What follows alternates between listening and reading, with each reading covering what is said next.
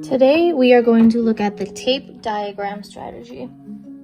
I know we have been focusing on addition strategies for this week, and if you look at the problem sets, this involves subtraction. I guess if you want to blame someone for that confusion, it would have to be New York State because we are using their Common Core program. However, that's besides the point. Tape diagram. The most important thing you need to know about this is, again, benchmark numbers. So if you watched the other day's video about number bonds, we talked a bit about benchmark numbers. So that's where you find your nearest 10 or 100. And again, we are focusing on nearest hundreds, as with most of our math in second grade. That's 100, 200, 300, 400, 500, etc. Your nice round hundreds.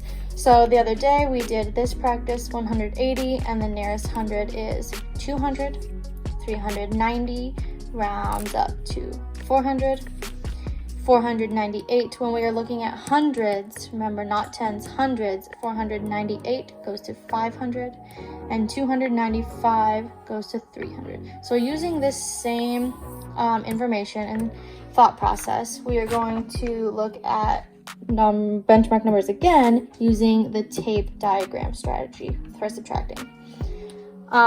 So the other important thing with this, it's a little bit different than the number bond, is you're finding the benchmark number always for the second number in the problem, or what you are going to be taking away.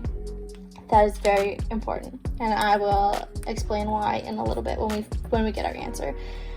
So looking at our second number here, we have 190, 320 minus 190. So I'm just going to take this number right here, and I need to find my nearest benchmark number. So if I'm looking at 190, the 1 is in the hundreds place. So if I go up from that, my nearest benchmark number is 200. And I need to figure out 190 plus what is going to give me that 200. So again, if we are looking at the ones place, we have our nice happy 0 there. And moving over to the tens place, this is where I need to increase to get my happy 0. So I can count by tens from 190 to get to 200. So 190, 200. I only added 110.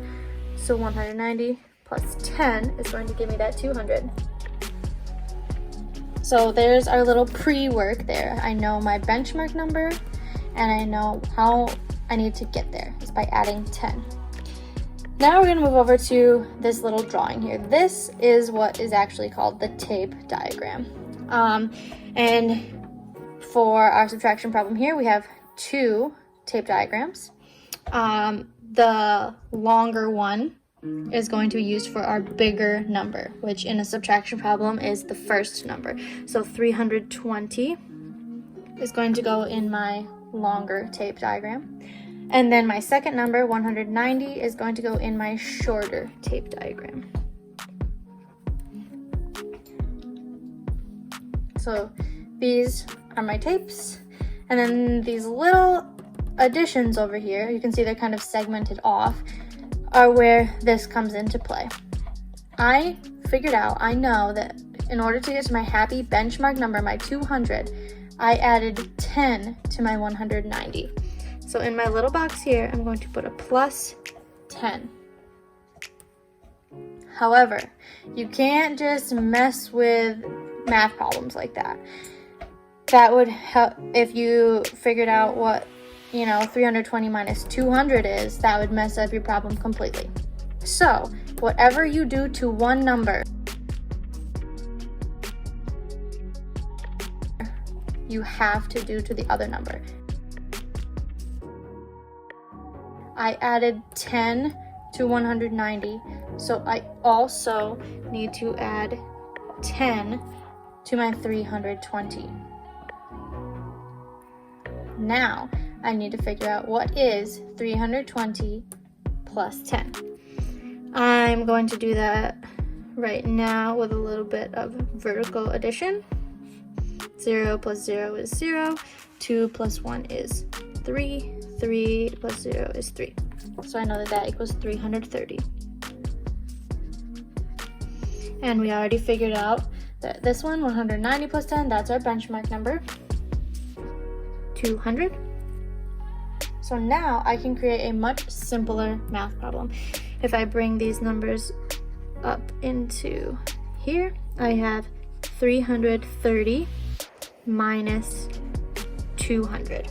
Again, keeping the long tape diagram first, because you are subtracting a big number minus a smaller number.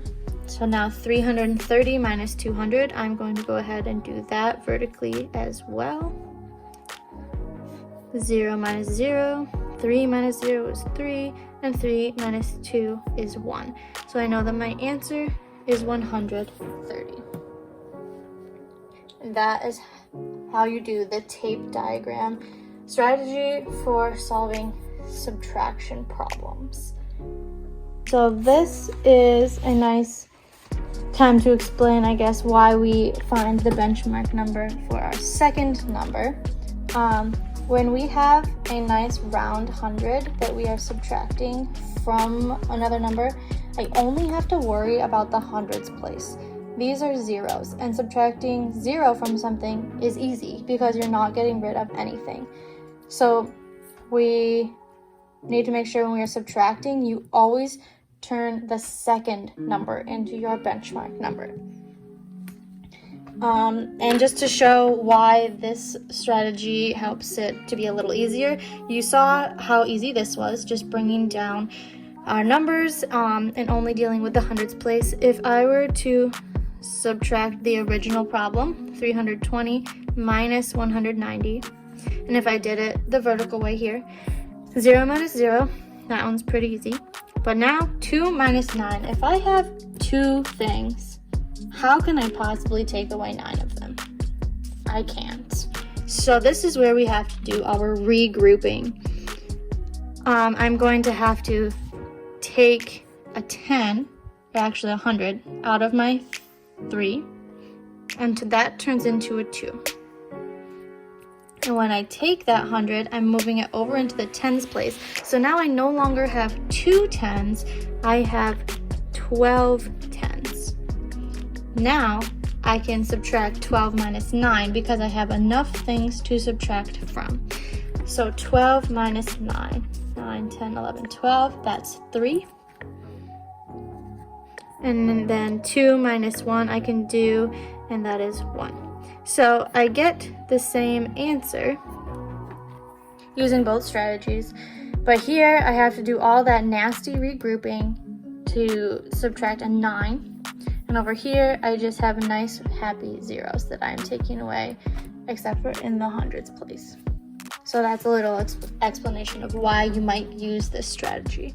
And I'm going to do another example as well that has a little bit of a yuckier number over here, because again, we want to find our nearest 100 as our benchmark number, even though we're going to be playing with our ones place. So again, we're looking at this number, 298, but I want the nearest 100, so I'm looking at my hundreds place, which right now is a 2. I'm going to bump that up, and I want to get to 300. Here, I also don't have the tapes for my tape diagram already drawn out, so it's a little sample of how you can do that. A nice long box, and then a shorter one, and then just section off a little chunk at the front. So in our longer box, again, we are going to start with our first number because it is the bigger number. So my 562 goes in this tape, and then in my shorter box, the second number, 298, goes in my second tape of our tape diagrams here. And again, focusing on our smaller number to get it to our benchmark 300. 298 plus what equals that nice 300. So looking at our number, we're going to focus on the ones place because we always go from right to left. Ones place first. Is my ones place a nice happy 0? right now? No, it is not. It's an 8. So in order to get it up to a 0, up to a 10, I know I need to add 2. 8, 9, 10. That also fixes my tens place to be a happy 0, and it bumps my hundredths place to a 3. So 298 plus 2 is going to give me that 300. So I know that I need to do that to my numbers, because everything I do to this number, my plus 2, I also need to do to my other number in order to get the same difference, the same answer of my subtraction problem. So I added 2 to my 298. So I also need to add 2 to my 562. I know that 298 plus 2 is 300, because that's what I was working for the whole time.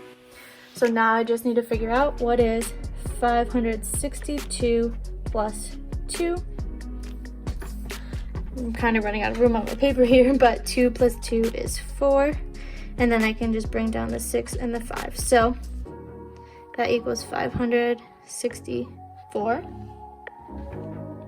Again, just like we did up here, I'm going to bring these numbers up. The long tape goes first. The bigger number goes first. So 564 minus my smaller number, my nice happy benchmark, 300. And now I have a much easier subtraction problem. 564 minus 300. Starting over at my ones, 4, take away nothing is 4. 6, take away nothing is 6. And then I have my 5 minus 3, which is 5. 3 is 2. So now I know that 564 minus 300 is 264. Because I altered those in the same way, I know that also 562 minus 298 equals 264. And that is how you solve subtraction problems using the tape diagram method. I hope that was helpful in completing your problem set for today. Don't forget to send me pictures of your work, and I'll see you again another day. Thank you.